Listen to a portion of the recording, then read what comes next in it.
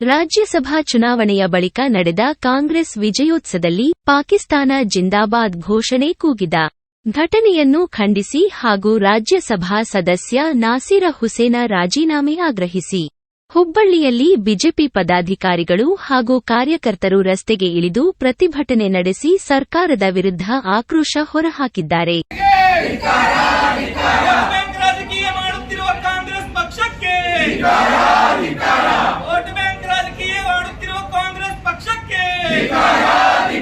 ಮುಸಲ್ಮಾನರನ್ನು ಓಲೈಕೆಗೊಳಿಸುತ್ತಿರುವ ಕಾಂಗ್ರೆಸ್ ಪಕ್ಷಕ್ಕೆ, ಅಲ್ಪಸಂಖ್ಯಾತರ ತುಷ್ಟೀಕರಣಗೊಳಿಸುತ್ತಿರುವ ಕಾಂಗ್ರೆಸ್ ಪಕ್ಷಕ್ಕೆ, ಮಾಧ್ಯಮದವರಿಗೆ ತಮ್ಮ ಕೊಡುವ ಕಾಂಗ್ರೆಸ್ ಪಕ್ಷಕ್ಕೆ, ಮಾಧ್ಯಮದವರಿಗೆ ಅವಮಾನ ಮಾಡಿದ ದೇಶದ್ರೋಹ ಕೆಲಸ ಮಾಡುತ್ತಿರುವ ಕಾಂಗ್ರೆಸ್ ಪಕ್ಷಕ್ಕೆ, ಓಟಿಗಾಗಿ ದೇಶವನ್ನು ಭಾರತ್ ಮಾತಾ ಕಿ ಜೈ, ರಾಷ್ಟ್ರ ವಿರೋಧಿ ಕಾಂಗ್ರೆಸ್ ಪಕ್ಷಕ್ಕೆ, ರಾಷ್ಟ್ರ ವಿರೋಧಿ ಕಾಂಗ್ರೆಸ್ ಪಕ್ಷಕ್ಕೆ, ದೇಶದ್ರೋಹಿ ಕಾಂಗ್ರೆಸ್ ಪಕ್ಷಕ್ಕೆ, ದೇಶದ್ರೋಹಿ ಕಾಂಗ್ರೆಸ್ ಪಕ್ಷಕ್ಕೆ.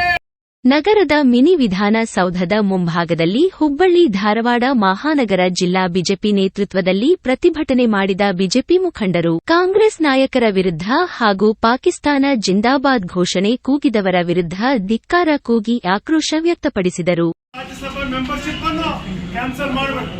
ಅದರಿಂದ ಸರಿಯಾದ ತನಿಖೆ ಆಗುವವರೆಗೂ, ಅವರ ಮತ್ತು ಅವರ ಬೆಂಬಲಿಗರ ತನಿಖೆ ಆಗುವವರೆಗೂ ರಾಜ್ಯಸಭಾ ಸದಸ್ಯತ್ವ ಅವರು ಪ್ರಮಾಣ ವಚನ ಸ್ವೀಕಾರ ಮಾಡಬಾರದು ಅಂತ ನಾನು ಸರ್ಕಾರಕ್ಕೆ ಒತ್ತಾಯ ಮಾಡ್ತಾ ಇದ್ದೇನೆ.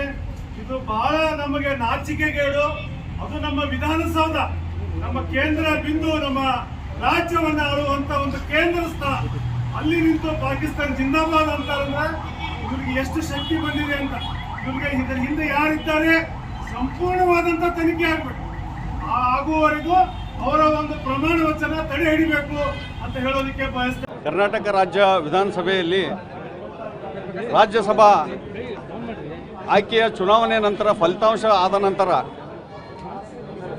ಕಾಂಗ್ರೆಸ್ಸಿನ ನಾಸೀರ್ ಹುಸೇನ್ ಎಂಬ ರಾಜ್ಯಸಭಾ ಸದಸ್ಯರಾಗಿ ಆಯ್ಕೆಯಾದಂಥ ಸಂದರ್ಭದಲ್ಲಿ ಅವರ ಹಿಂಬಾಲಕರು ಅದು ವಿಧಾನಸೌಧದಲ್ಲಿ ಪಾಕಿಸ್ತಾನ ಪರವಾದಂಥ ಘೋಷಣೆಗಳನ್ನು ಕೂಗಿದ್ದಾರೆ. ಇದು ಅಕ್ಷಮ್ಯ ಅಪರಾಧ. ಭಾರತದ ಸಂವಿಧಾನ ವಿರೋಧಿಗಳಾಗಿ ಕೆಲಸ ಮಾಡಿರ್ತಕ್ಕಂಥದ್ದು ಅನಿಸ್ತದೆ. ವಿಧಾನಸೌಧದಲ್ಲಿ ಕಾಂಗ್ರೆಸ್ಸಿನ ಸರ್ಕಾರ ಆಡಳಿತ ಇರಬೇಕಾದ್ರೆ ಒಬ್ಬ ರಾಜ್ಯಸಭಾ ಸದಸ್ಯರ ಹಿಂಬಾಲಕರು ಪಾಕಿಸ್ತಾನ ಪರವಾದ ಘೋಷಣೆಯನ್ನು ಕೂಗ್ತಾರಂದ್ರೆ ಕಾಂಗ್ರೆಸ್ನ ಆಡಳಿತದ ಅಧೋಗತಿಯನ್ನು ಇದು ತೋರಿಸ್ತದೆ. ಕಾಂಗ್ರೆಸ್ ಸರ್ಕಾರ ನನಗನ್ಸೋ ಮಟ್ಟಿಗೆ ತಾವು ಅಧಿಕಾರದಲ್ಲಿರಬೇಕು, ಅಧಿಕಾರದ ಚುಕ್ಕಾಣಿಯನ್ನು ಹಿಡಿದು ಭ್ರಷ್ಟಾಚಾರದ ಆಡಳಿತವನ್ನು ನಡೆಸಬೇಕು, ನಿರಂತರವಾಗಿ ಅಧಿಕಾರಕ್ಕೆ ಇರಬೇಕಂದ್ರೆ ಏನು ಬೇಕಾದರೂ ಮಾಡಲಿಕ್ಕೆ ಸಿದ್ಧ ಇದ್ದಾರೆ ಅನ್ನೋದಕ್ಕೆ ಇದೊಂದು ನಿನ್ನೆಯ ಘಟನೆ ಖಂಡಿತವಾಗಿ ಕಾರಣ ಅಂಥೇಳಿ ನಾನು ಜನರಿಗೆ ಇದೆಲ್ಲ ಅರ್ಥ ಆಗ್ತಾ ಇದೆ ಅಂಥೇಳಿ ಅಂದ್ಕೊಳ್ತೇನೆ. ಭಾರತದ ವಿರೋಧಿ ನೀತಿಯನ್ನು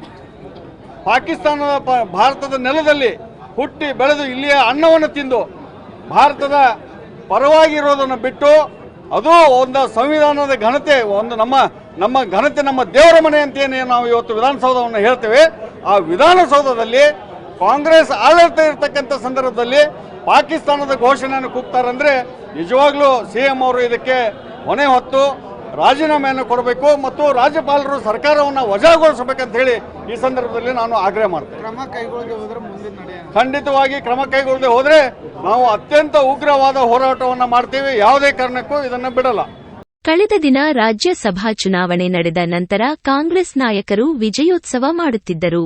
ನೂತನ ರಾಜ್ಯಸಭಾ ಸದಸ್ಯರಾಗಿ ಆಯ್ಕೆಯಾಗಿದ್ದ ನಾಸೀರ ಹುಸೇನ ಬೆಂಬಲಿಗರು ಮತ್ತು ಕಾಂಗ್ರೆಸ್ ನಾಯಕರು ಇಂತಹ ಸಂದರ್ಭದಲ್ಲಿ ನಾಸೀರ ಹುಸೇನ್ ಬೆಂಬಲಿಗರು ಪಾಕಿಸ್ತಾನ ಜಿಂದಾಬಾದ್ ಘೋಷಣೆ ಕೂಗಿದ್ದಾರೆ. ಇದು ಕಾಂಗ್ರೆಸ್ ನಾಯಕರ ತುಷ್ಟೀಕರಣ ರಾಜಕಾರಣಕ್ಕೆ ಕೈಗನ್ನಡಿಯಾಗಿದೆ.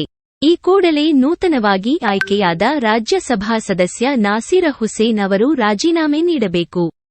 ಜೊತೆಗೆ ಘೋಷಣೆ ಕೂಗಿದ ಎಲ್ಲರನ್ನೂ ತನಿಖೆಗೆ ಒಳಪಡಿಸಿ ಇದರ ಹಿಂದೆ ಇರುವ ಸತ್ಯ ಬಯಲಿಗೆ ತರಬೇಕು ಎಂದು ಆಗ್ರಹಿಸಿದರು.